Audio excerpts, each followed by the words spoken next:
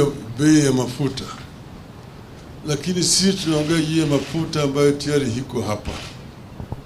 Yeye mwenyewe anajua ati matangi zimejaa na mafuta kwa sababu Uganda imekataa kuchukua hiyo mafuta kwa sababu bei yake iko juu. Sasa hiyo mafuta ambayo nasema ni tayari iko hapa, tunasema bei itashuka chini. Sababu gani bei hiyo haishuki chini wakati huu? Mbona nangoja mpaka mwezi ujao? Haya yote katika hiyo statement ambayo mimi nimetoa, nimesema mambo mengi zaidi. Nimeongea juu ya vile hii mafuta yenyewe ilikuja hapa. Kwanza walisema, na hata yeye jana alikariri, ati hii ni serikali na serikali, yani G ni government to government. Lakini ile makaratasi ambayo nasema ziko hata mbele ya bunge ni karatasi ambayo zimewekwa sahihi na bwana Chirchir upande hii, lakini ngambo ile hakuna waziri upande ile ambaye ameweka sahihi. Hiyo sio G to G. G to G must be government to government. Tumesema yeye ameweka sahihi na makampuni pale.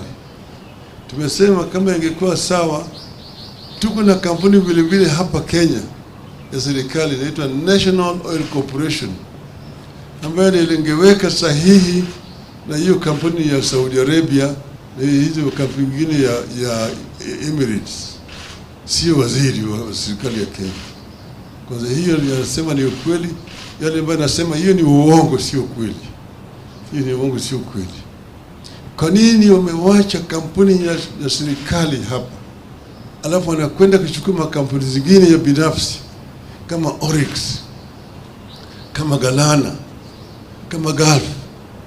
Kitu gani, shida gani iko na kampuni yetu ya NOC hapa? NOC imepata ukimwi siku gani?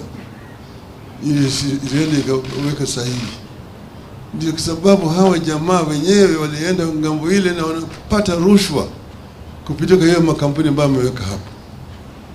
Tena waniambia mimi ati makampuni ya mafuta amenijibu. Katika taifa letu hapa makampuni makubwa ya mafuta ni Vivo, ni Shell, ni Total. Hawa hawajanijibu. Wao wenyewe wanaumia. Uliza hao, mimi nafanya biashara na makampuni ya mafuta. Wanaumia wote. Wana shida. Kwa sababu hawa makampuni mengine yamewekwa hapo katikati ndio wamefanya biashara na hawa cartels. Bwana Chirchir, na mimi nataka kutoa shukrani kwa watu wa Bomet kumonyesha ya adabu. Manake hajui adabu vile wa Kenya wana shida. Vijana wana shida zaidi na hao watu wote. Hata Bwana Ruto wanampatia yetu heshima, lakini hawakukubali yale alikuwa anasema. Wanashika nasema uongo. Haitakikani mtu ambaye anajiita rais awe kila mara akitoka na usimamo namna hii anasema uongo. Sema ukweli. Ukweli haiozi. Na ukweli kidhihiri, uongo ujitenga. Nikujibu. Shukran.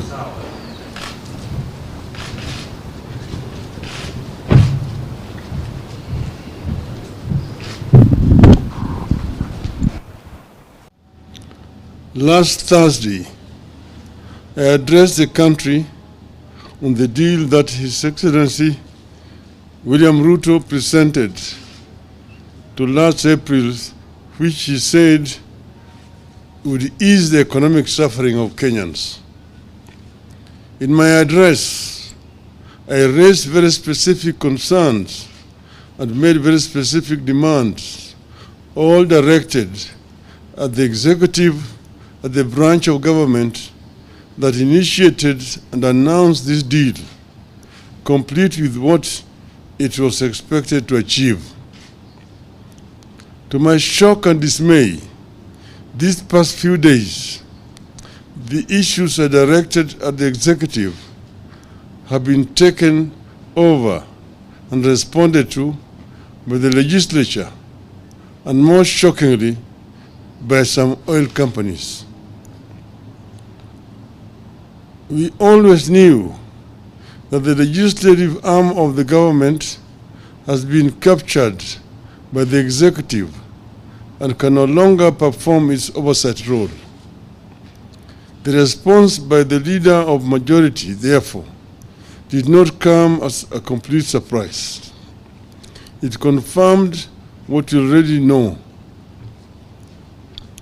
What came as a complete shock was the response from some of these oil companies who are actually part of the cartel.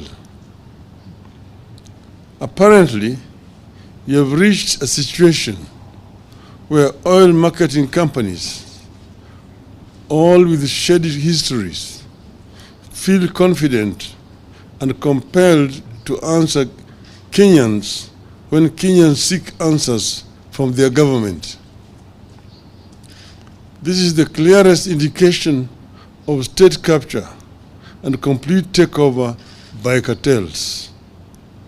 The cartels speak for the government, and the government speaks for the cartels.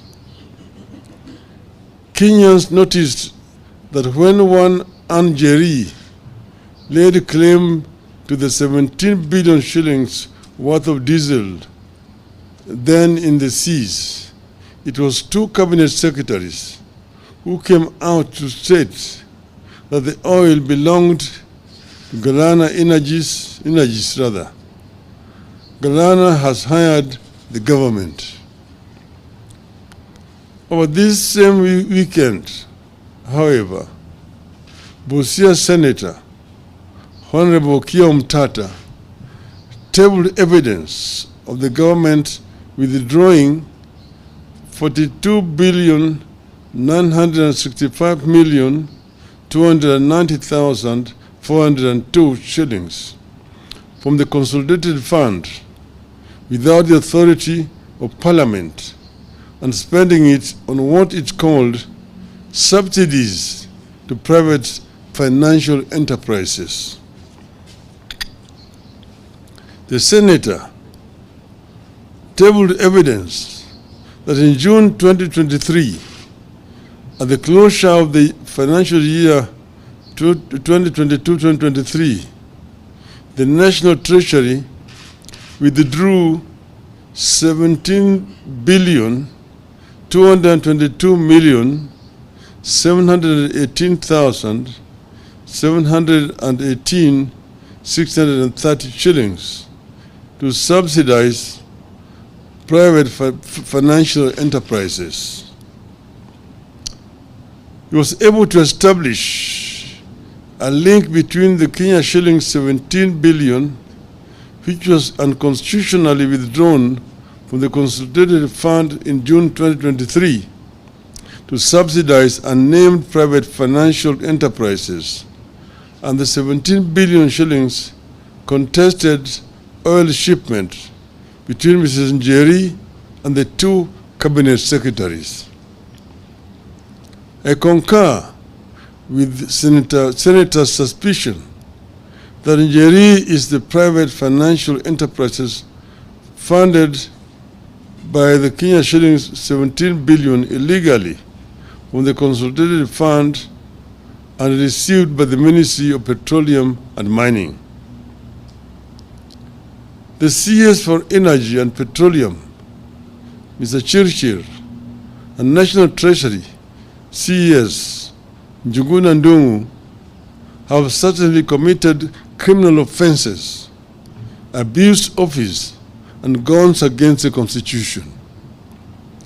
They stole money from the consolidated fund in addition to spending money way above what Parliament approved. They must not only resign, they must also be prosecuted. I want to speak today both to the cartels and the executive, who it appears are joined at the hip. The oil firms, the National Assembly majority leadership, and the CS David Chirchir have talked of there being a G2G memorandum of understanding in this oil deal. Once again, I am asking that the documents be shared with the public. This must be documents signed by a representative of the government of the Kingdom of Saudi Arabia and the United Arab Emirates and the Republic of Kenya, not that of the Ministry of Energy and Petroleum and ADNOC Global Trading Limited or Emirates National Oil Company. Kenyans will have noticed that even as our Ministry of Energy and Petroleum was signing deals with state-owned corporations in the Middle East, our own National Oil Corporation is completely left out. NOC has a legal mandate to participate in all aspects of the petroleum industry and is only owned by the government of Kenya through a joint ownership by the ministry responsible for the petroleum function. How does Churchill explain the exclusion of this corporation in favor of private shady firms? If he was signing, he should have signed with a minister. Is equivalent on the other side. But those companies are the ones who should sign with the NOC, not the minister. We also know that for a ship to leave one port for another, loaded with goods, it has to get a letter from the Ministry of Energy and Petroleum indicating that the ship is authorized to carry and offload the cargo in Kenya. Who cleared the Njeri ship to travel to Kenya? How did it offload? Over the weekend, we were told that the deal has resulted in so-called structured sourcing of the dollar. If that is the case, why has the exchange rate not improved? How come it has not lowered the cost of oil? What benefits have the so-called structured sourcing of the dollar brought to an end? We are being told that since the deal, you have stopped paying for oil in dollars. We believe that Kenyans don't care whether oil is paid for in dollars, shillings, or rupee. They care about the cost of oil. Nonetheless, we are challenging the government to share with Kenyans evidence of payment of oil in Kenya shillings. Show us documents indicating when the payment was made in Kenya shillings, the bank accounts, and the recipients of the payment. This regime has told Kenyans so many fictitious stories that only documentary evidence will help the country separate fact from fiction. The oil companies and the Ministry of Energy and Petroleum have claimed that it is easy to verify that corporate tax is being paid by the oil companies. We agree that this shouldn't be a difficult task. So we are asking these firms to table the evidence of meeting the corporate tax obligations. Don't tell us, show us. We hope the Kenya Revenue Authority is listening to our demand for evidence of corporate tax compliance by Oryx, Galana, and Gulf oil companies. The Ministry of Energy and Petroleum must also table the supplier purchase agreement in this deal. If the deal was to benefit Kenyans, its details should not be hidden from them. In subsequent comments on this matter since last Thursday, I have questioned where the Director General of the Energy and Petroleum Regulatory Authority, Mr. Daniel Kiptoo, could go to the Middle East, participate in the oil negotiation, and then come back to Nairobi to regulate the prices. How can EPRA be a player and a referee at the same time? Where is the ethics and professionalism in this? How can this be in compliance with the Public Officer Ethics Act? We are still waiting for answers. When Kenya signed this deal, we had the regional markets, especially that of Uganda, in mind.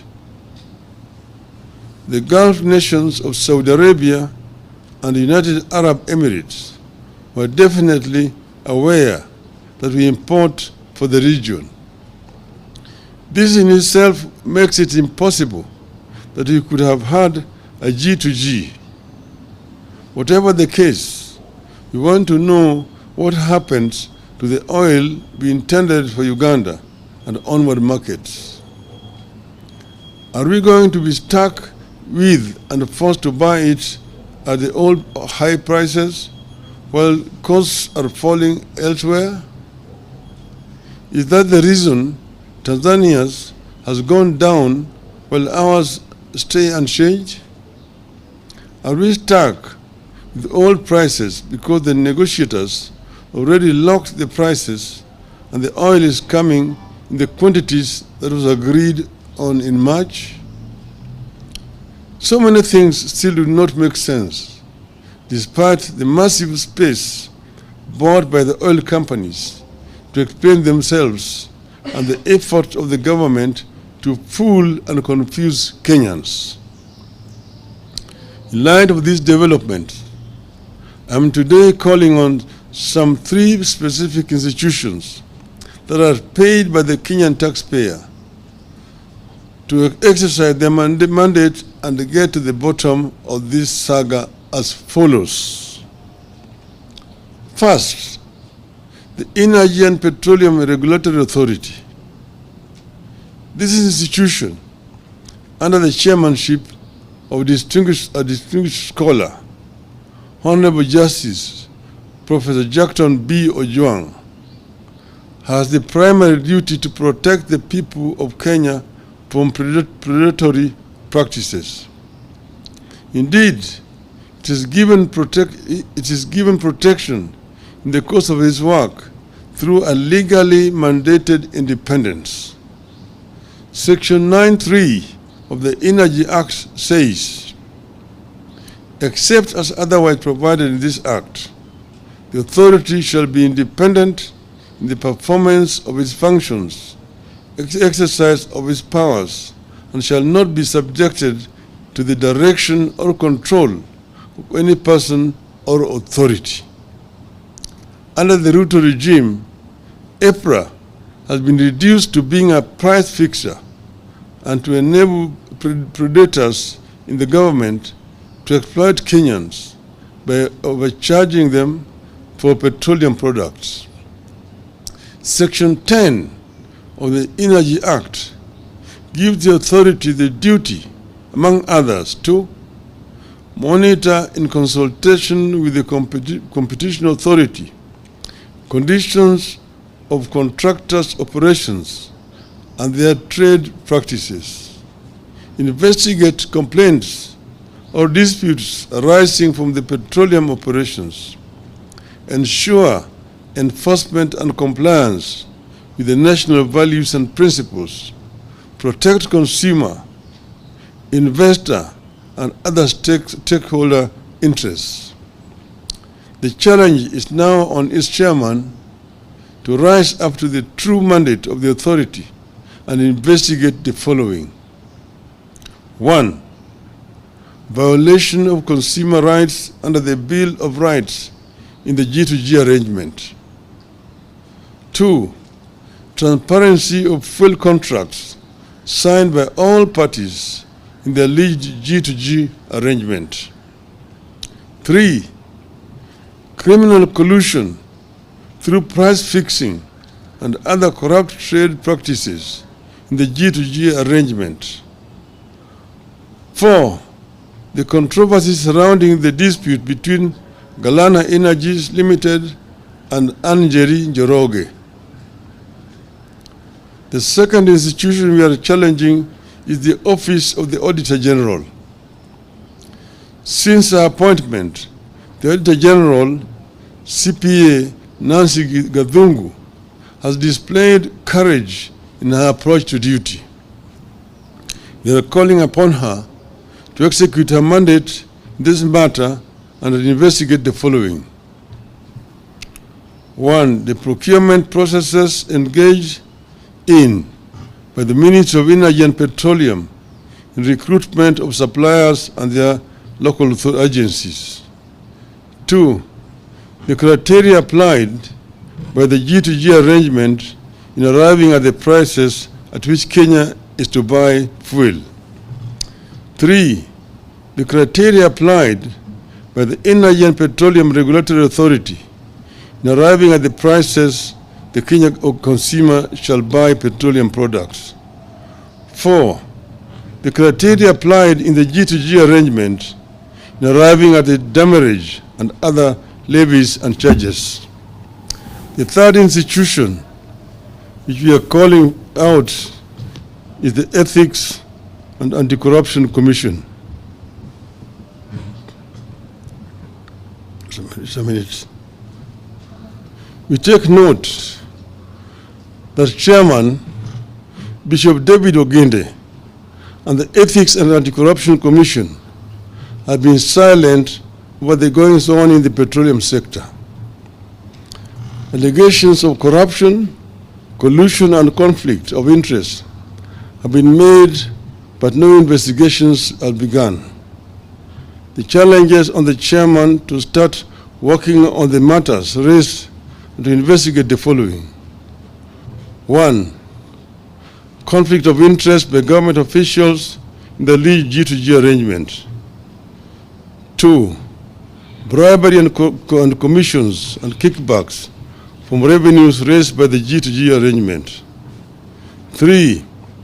Criminal collusion through price fixing and other corrupt practices in the G2G arrangement, and violation of procurement laws in the recruitment of suppliers and their local agencies. Once again, we reiterate that we stand by every word that we have said on this oil deal. We will not relent on this matter until the truth is known and punishment that fits the crime is meted out. In the meantime, heads must roll at the Energy Ministry and National Treasury.